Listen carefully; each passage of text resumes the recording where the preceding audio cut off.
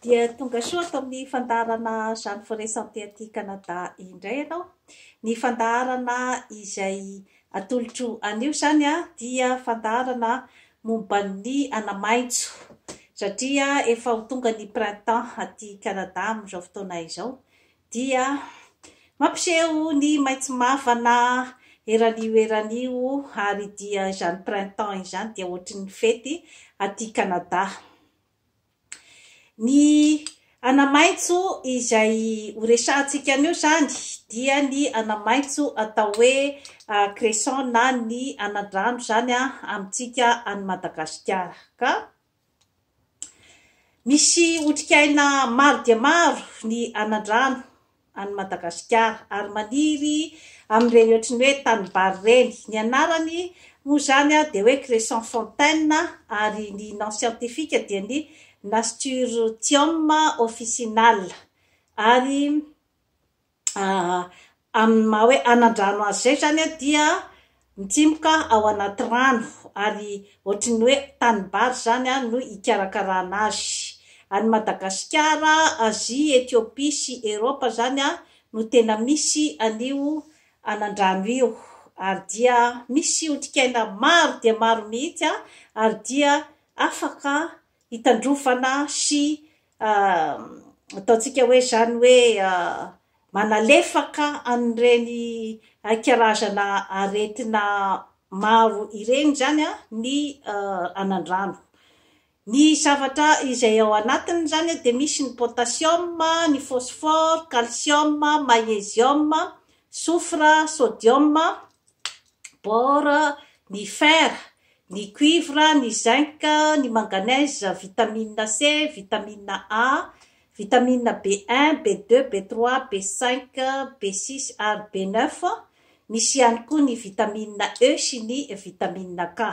Hitantsika amin'izany zany fa dia tena manan-karena dia manan-karena otrikaina tokoa zany ny cresson na ny anandrano.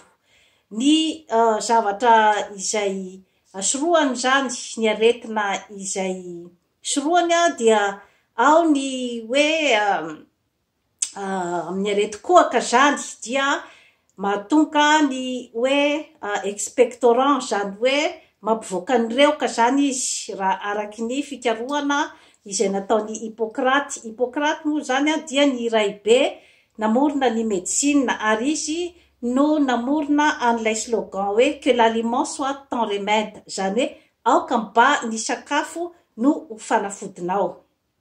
Dia manana ihany koa izy zany propriété diurétique, zany hoe mampivoaka ny rano zany ny pipi amin'ny tenantsika olombelona ho an'ireny olona izay hoe misy rétention d'eau na ilay hoe mibonabonaka zany tsy mety mivoaka tsara ny rano dia manampy ihany koa zany ny anandrano.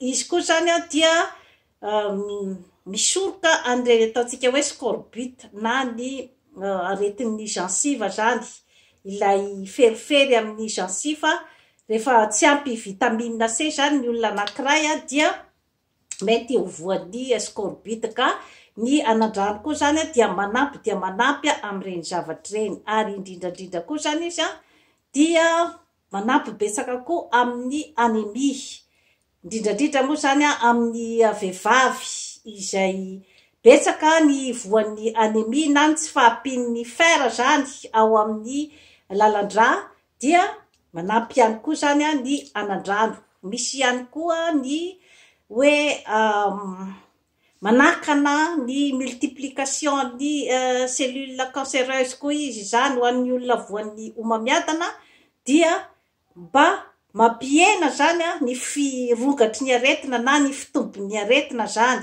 toy ny hoe ny cancer du sein, ny homamiadan'ny nono zany, ny cancer du poumon, ny homamiadan'ny avokavoka ary ny homamiadana zany ao amin'ny tsinay na ny hoe colorectal, zany hoe efa midikidina zany aty ambanimbany zany ny hoe colorectal.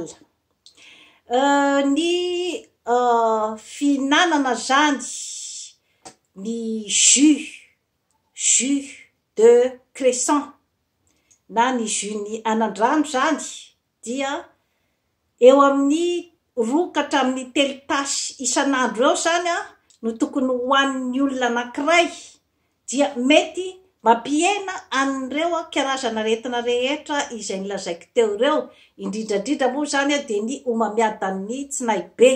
Ka tsara dia tsara tokoa zany ny anandramana ny zavatra toy ireny, satria dia misy tokotrany araky ny fikarohana ny hoe soulagement zany eo amin'ny olona izay misy ny homamiadana, ary ao anatin'ny ataontsika hoe fitandrovana ihany koa zany. Eo amin'ny resaka masoko izy zany dia manampy betsaka zany, satria misy ny carotène izay miaro de miaro tokoa zany ny maso, indrindrandrindra moa zany amin'ny hoe resaka cataracte sy ny sisa sy ny sisa. Dia miaro ihany koa izy zany amin'ny areti-po, ary misy calcium betsaka zany, indrindrandrindra zany eo amin'ny vehivavy amin'ny ménopause. Misy ny contre-indication na ny hoe olona izay tsy tokony andray zany anio fitsaboana amin'ny alalan'ny anandrano io, dia ohatra ny olona izay mandray ohatra ny anticoagulant, na ny olona izay misy lithiase urinaire, pierre orange zany hoe ilay vato any amin'ny vo. De eo ihany koa zany ilay olona voan'ny maladie cœliaque zany hoe any amin'ny intestin grêle, zany hoe ny tsinaikely ndray iny zany, no hoe raha ohatra misy an'ilay olona voan'ny maladie cœliaque zany dia ireo zany no tsy afaka mandray ny anandrano. Dia toy izay indray tompo-kilasy tompo-vavy no azo natolotra anao anio, manaova abonnement amin'izany Forêt Santé aty Canada fa hanatsara ny fiainanao. Veloma tompoko.